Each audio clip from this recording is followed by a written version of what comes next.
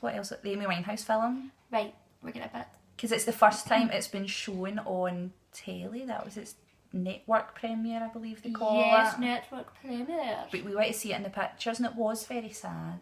We cried, I think, from the start to finish. Yeah. Amy Winehouse is iconic.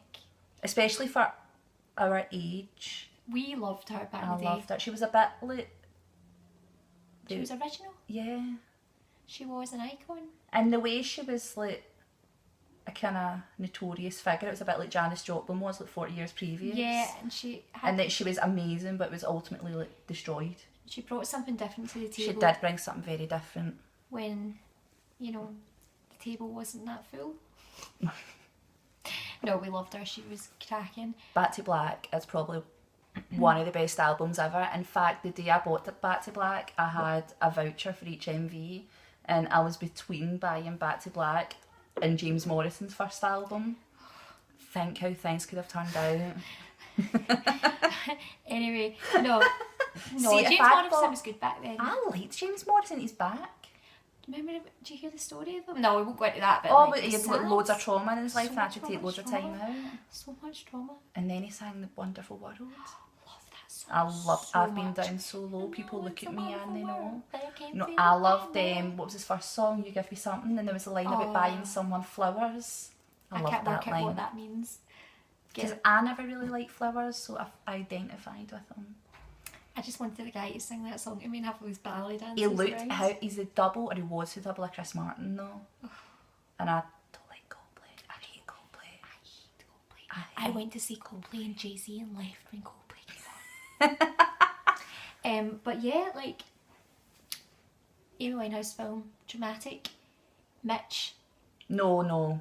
Mitch did not come out of it well. Your daughter doesn't die and you bring out a swing album. You just don't do it. You don't bring out an album. If you need to bring out an album, don't make it swing. But swing, like, why? Mitch. Even Michael why? Bublé is not that low. Like, Michael Bublé just comes out at Christmas. You came out after a bereavement. Your daughter's deaf, and you go, do you know what? Do you know what I'm going to do? Do you know what will help this? Ain't that a kick in the head? That's life. I mean, why? Delilah. I knew you were going to do that. But Mitch and your mum wasn't all She over told there. her mum, she basically came out and told her mum she had bulimia, and her mum just went, right, okay. What was her name? What was her mum's name? Janice. Sake Janice. Janice, really. Come on. Just, I don't really like to blame parents in these situations, but when you watch the film, you'll understand. You'll what we're talking understand. about. They're not very good. Blake Fielder Civil, Blake incarcerated. incarcerated. Shout out to Blake incarcerated. It's my Blake. My husband's happy, I'm happy. Yeah. Accent that once. I feel she got too reliant in Blake towards the end. Blake and her they were in love. Can't deny I think that. they were definitely in love. However, they were too reliant on each other for addiction. They were too reliant on each other and too reliant on drugs for it to ever properly work. If they got clean, they would have broke up because that's what the whole part of them was drugs, and how much they were reliant on that. And if one person went to rehab, the other person needed that person to justify their addiction. And I think that's why I just don't think they worked.